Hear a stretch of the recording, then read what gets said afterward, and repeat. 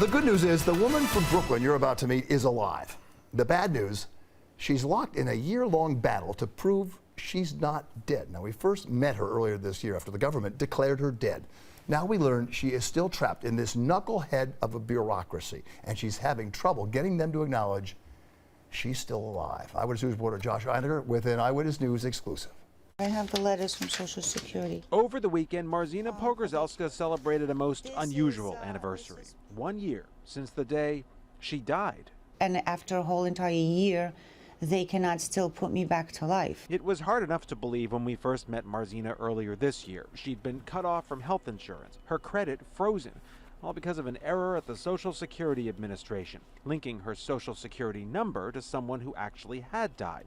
It's been quite a story to tell. People look at me like either I'm not all there, or they look at me like, wow, this is like a Lifetime movie. After Eyewitness News first reported on Marzena, the federal government apologized and issued this letter for her to show creditors, saying she'd been wrongly shown as deceased. But still, every month, Dear estate of Marzena Pogorzelska, she gets letters like this from one of her banks, please accept our condolences for the loss of Marzena Pogorzelska. freezing her accounts all over again.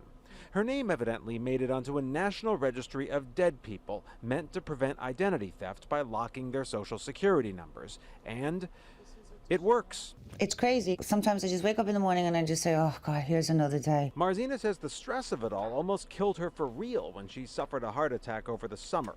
And now her insurance won't cover the $45,000 hospital bill because, you guessed it, on paper, she was already dead.